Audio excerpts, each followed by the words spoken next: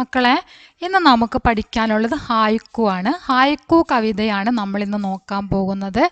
സിന്ദഗി കാ സഫർ, നിങ്ങളുടെ രണ്ടാമത്തെ ചാപ്റ്ററാണ് സിന്ദഗി കാ സഫർ. സിന്ദഗി എന്ന് പറഞ്ഞാൽ ജീവിതം, സഫർ യാത്ര. സിന്ദഗി കാ സഫർ ജീവിതയാത്ര. ജീവിതം തന്നെ എന്താണ്? ഒരു യാത്രയാണ് അല്ലേ? അപ്പം ജീവിതയാത്ര എന്ന ഹായ്ക്കു ആണ് നിങ്ങൾക്ക് പഠിക്കാനുള്ളത്. ഈ ചാപ്റ്ററിൽ ഹായ്ക്കു എന്ന് പറഞ്ഞാൽ കവിതയാണ് ഹായ്ക്കു. ഹായ്ക്കു കവിതകളുടെ പ്രത്യേകത എന്താണ് എന്ന് പറഞ്ഞു കഴിഞ്ഞാൽ, ഹായ്ക്കു കവിതകൾ 3 വരികളിലായിട്ടാണ് എഴുതുന്നത്. നമുക്കിവിടെ കാണാൻ പറ്റും, ചെറിയ 3 വരികളാണ് ഇവിടെ തന്നിട്ടുള്ളത്. അർത്ഥവത്തായിട്ടുള്ള വരികളാണിവ. വളരെ ആഴത്തിൽ ചിന്തിച്ച് വളരെ ആഴത്തിൽ അർത്ഥമുളവാക്കുന്ന 3 വരി മാത്രമുള്ള ചെറിയ കവിതയ്ക്ക് പറയുന്ന പേരാണ് ഹായ്ക്കു. ഇതിൻ്റെ പ്രത്യേകത, ഇതിലെ ആദ്യത്തെ വരിയിൽ 5 അക്ഷരങ്ങളാണ് ഉണ്ടായിരിക്കുക. ആദ്യത്തെ വരിയിൽ 5 അക്ഷരങ്ങൾ ഉണ്ടായിരിക്കും.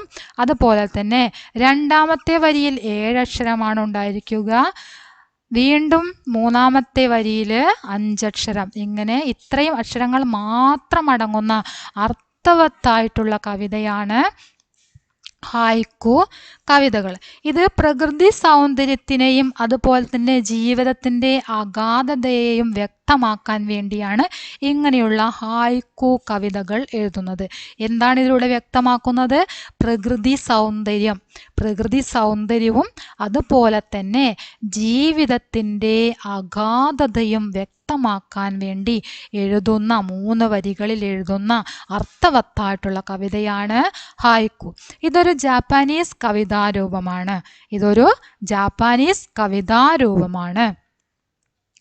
ഇതില് ആകെ 17 അക്ഷരങ്ങളാണ് ഉണ്ടായിരിക്കുക. ആകെ 17 അക്ഷരങ്ങൾ ഉപയോഗിച്ചിട്ട് എഴുതുന്ന ഒരു പോയമാണ് ഹായ്ക്കു. ഇത് എപ്പോഴും 3 വരികളിൽ മാത്രമാണ് എഴുതുന്നത്. ഓക്കെ, ഇതിലെ ചെറിയ വാക്കുകളിൽ ആഴത്തിൽ അർത്ഥമുളവാക്കുന്നു എന്നാണ് പറഞ്ഞത്. ഈ ഹായ്ക്കു കവിതകൾക്ക് ആന്തരികമായിട്ടുള്ള അർത്ഥമാണ് ഉണ്ടായിരിക്കുക. ഓക്കെ, അപ്പം എന്താണ് ഈ ഹായ്ക്കു കവിതകൾ എന്ന് പറഞ്ഞാൽ എന്ന് മനസ്സിലായിട്ടുണ്ടാകും എന്ന് കരുതുന്നു. ഇനി നമുക്ക് ഈ കവിതയൊന്ന് പരിശോധിക്കാം. സുരംഗമാ യാദവിൻ്റെയാണ് നമ്മൾ ആദ്യം നോക്കാൻ പോകുന്ന ഹായ്ക്കു കവിത. സുരംഗമാ യാദവ്. നമുക്ക് ആദ്യം തന്നെ സുരംഗമാ യാദവിനെ ഒന്ന് പരിചയപ്പെടാം. डॉक्टर सुरंगमा यादव का जन्म उत्तर प्रदेश में हुआ. डॉक्टर सुरंगमा यादव जनिച്ചത് ഉത്തർപ്രദേശിലാണ്. यादों के पंजी भाव प्रकोष्ठ गायकी सदी आदि उनके प्रसिद्ध हायकु संग्रह है. സുരംഗമാ യാദവിൻ്റെ പ്രസിദ്ധമായ ഹായ്ക്കു സംഗ്രഹങ്ങളാണ് യാദോം കെ പഞ്ചി, ഭാവ പ്രകോഷ്ഠ്, ഗായേകി സതി. രാംധാരി സിംഗ് ദിനകർ പുരസ്കാർ നേടിയിട്ടുള്ള ഡോക്ടർ സുരംഗമാ യാദവിൻ്റെ ഹായ്ക്കുവാണ് നമ്മൾ പഠിക്കാൻ പോകുന്നത്. നോക്കാം. സൂഖ യാ ബാട്ട് സാഹബ് കെ ആംഗൺ സദാ ഫുഹാർ. വളരെ സിമ്പിളായിട്ടുള്ള 3 വരിയാണെങ്കിലും ആഴത്തിലുള്ള അർത്ഥമാണ് ഇതിൽ ഉള്ളതല്ലേ. സൂഖ യാ ബാട്ട്. സൂഖ എന്ന് പറഞ്ഞാൽ വരൾച്ച, ബാട്ട് എന്ന് പറഞ്ഞാൽ വെള്ളപ്പൊക്കം, പ്രളയം. നിങ്ങൾക്ക് താഴെ അർത്ഥം തന്നിട്ടുണ്ടായിരിക്കും, അവിടേക്ക് നോക്കാം. സൂഖ വരൾച്ച, ബാട്ട് എന്താണ്? പ്രളയം, വെള്ളപ്പൊക്കം. സാഹബ് കെ ആംഗൺ. സാഹബിൻ്റെ മുറ്റത്ത്, അതായത് സാഹബ് എന്ന് പറയുന്നത് ധനികനെയാണ്. ധനികരുടെ മുറ്റം, ആംഗൺ മുറ്റം. സാഹബ് കെ ആംഗൺ, ധനികരുടെ മുറ്റം. സദാ ഫുഹാർ. സദാ പറഞ്ഞാൽ എല്ലായ്പ്പോഴും, എപ്പോഴും. ഫുഹാർ നമുക്ക് നോക്കാം. ഫുഹാർ എന്നാൽ എന്താ? വെള്ളത്തുള്ളിയാണ് അല്ലേ? ചോട്ടി ബൂന്തെ, വെള്ളത്തുള്ളികൾക്കാണ് എന്ത് പറയുന്നത്? ഫുഹാർ എന്ന് പറയുന്നത്. അതായത് പ്രളയമായാലും ധനികർക്ക് എന്താണത്? അവർക്കൊരു വെള്ളത്തുള്ളിയുടെ ഒരു മേനി, അതായത് ഒരു വലിയ പ്രളയം വന്നാലും ഒരു വെള്ളത്തുള്ളി മുറ്റത്തുള്ളതിൻ്റെ ഒരു പ്രതീതിയാണ് അവർക്കുണ്ടാകുന്നുള്ളൂ. കാരണം വലിയ വലിയ നഷ്ടങ്ങളൊന്നും അവരെ ബാധിക്കുന്നില്ല എന്ന രീതിയിലാണ് ഇവിടെ പറഞ്ഞിരിക്കുന്നത് അല്ലേ. പ്രകൃതിയിലുണ്ടാകുന്ന പ്രയാസങ്ങളൊന്നും തന്നെ ധനികരെ ബാധിക്കുന്നില്ല. അവർക്ക് എപ്പോഴും സമാധാനം മാത്രമാണ് ഉള്ളത് എന്നാണ് അതുകൊണ്ട് അർത്ഥമാക്കുന്നത്. ഓക്കെ, പ്രകൃതിയിലുള്ള പ്രയാസങ്ങൾ അതോ മറ്റു പ്രയാസങ്ങളാവട്ടെ, ഏത് തരം പ്രയാസങ്ങളായിരുന്നാലും ധനികരെ അതൊന്നും തന്നെ ബാധിക്കുന്നില്ല. അവർക്ക് എപ്പോഴും സമാധാനം മാത്രമാണ് ഉള്ളത് എന്നാണ് ഈ 3 വരികളിലൂടെ വ്യക്തമാക്കുന്നത്. ഓക്കെ, ഇനി അടുത്തത് നോക്കാം. പിതാനെ ढूंढी लाठियां बुढ़ापे की दीखती नहीं. ഡോക്ടർ ഗോപാൽ ബാബു ശർമ്മയാണ് ഈ ഹായ്ക്കു എഴുതിയിരിക്കുന്നത്. പിതാനെ ढूंढी, പിതാ എന്ന് പറഞ്ഞാൽ അറിയാം പിതാവ്. പിതാവ് ढूंढी, ढूंढിനെ അന്വേഷിക്കുക, ढूंढी അന്വേഷിച്ചു. പിതാവ് എന്താണ് അന്വേഷിച്ചത്? ലാഠിയാം ബൂട്ടാപ്പേക്ക്, ബൂട്ടാപ്പേക്ക് ലാഠിയാം. ബുട്ടാപ്പേ പറഞ്ഞാൽ വൃദ്ധാവസ്ഥ, ബുട്ടാപ്പേക്ക് ലാഠിയാം. വൃദ്ധാവസ്ഥയിലുള്ള വൃദ്ധനാണ് അദ്ദേഹം അല്ലേ. പിതാവ് ആരാണ്? വൃദ്ധനായിട്ടുണ്ട്. അപ്പൊ വൃദ്ധനായിരിക്കുന്ന പിതാവ് അദ്ദേഹം എന്താണ് അന്വേഷിക്കുന്നത്? ലാഠി, ലാഠി പറഞ്ഞ വടി. വൃദ്ധനായ പിതാവ് വൃദ്ധാവസ്ഥയിൽ അദ്ദേഹം വടി അന്വേഷിക്കുന്നു.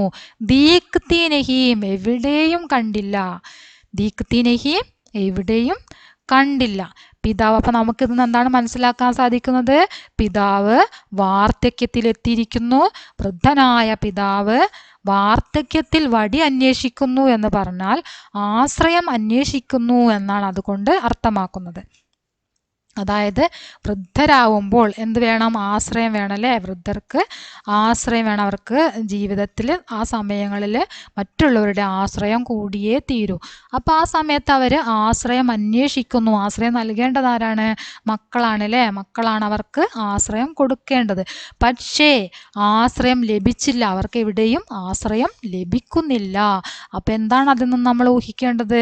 അവർ ഉപേക്ഷിക്കപ്പെട്ടിരിക്കുന്നു. ഉപേക്ഷിക്കപ്പെട്ടിരിക്കുന്ന വൃദ്ധരുടെ ഒരു മാനസികാവസ്ഥയാണ് നമുക്കിവിടെ കാണാൻ കഴിയുന്നത്. അവർ വൃദ്ധാവസ്ഥയിലാണ്. അവർ ആശ്രയത്തിന് വേണ്ടിയിട്ട് അവർ അന്വേഷിക്കുകയാണ്. പക്ഷെ അവർക്ക് ആശ്രയം ലഭിക്കുന്നില്ല. അവർ ഉപേക്ഷിക്കപ്പെട്ടിരിക്കുന്നു.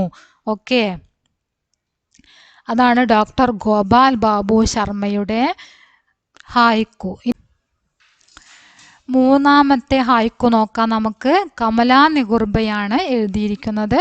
ടൂണ്ട്തി രഹി ബർഫീലി നഗരി മേം നേഹ് കി ആഞ്ച്. ടൂണ്ടിന എന്ന് പറഞ്ഞാൽ നേരത്തെ നമ്മൾ പഠിച്ചു, അന്വേഷിക്കുക. ടൂണ്ട്തി രഹി, അന്വേഷിച്ചു കൊണ്ടേയിരിക്കുക, ചെയ്തുകൊണ്ടേയിരിക്കുക. ഒരു പ്രവൃത്തി ചെയ്തുകൊണ്ടേയിരിക്കുമ്പോഴാണ് നമ്മൾ രഹാ രഹേ രഹി എന്ന് ചേർക്കുന്നത്. തുടർച്ചാ വർത്തമാനകാലം അല്ലേ. നിങ്ങൾക്കറിയാവുന്നതാണ്. രഹാ രഹേ രഹി ഒക്കെ നിങ്ങൾക്ക് അറിയാവുന്നതാണ്. അത് തുടർച്ചാ വർത്തമാന കാലത്തിലാണ് ചേർക്കുന്നത്. അതായത് ഒരു പ്രവൃത്തി ചെയ്തുകൊണ്ടേയിരിക്കുക, കാലങ്ങളായിട്ട് ചെയ്യുക, അല്ലെങ്കിൽ ചെയ്തുകൊണ്ടേയിരിക്കുക. അതായത് ടൂണ്ട്തി രഹി, അന്വേഷിച്ചു കൊണ്ടേയിരിക്കുക. എന്താണ് അന്വേഷിച്ചുകൊണ്ടേയിരിക്കുന്നത്? സ്നേഹത്തിൻ്റെ ചൂട്. സ്നേഹത്തിൻ്റെ ചൂട് കാലങ്ങളായിട്ട്, വർഷങ്ങളായിട്ട് അന്വേഷിച്ചു കൊണ്ടേയിരിക്കുകയായിരിക്കും.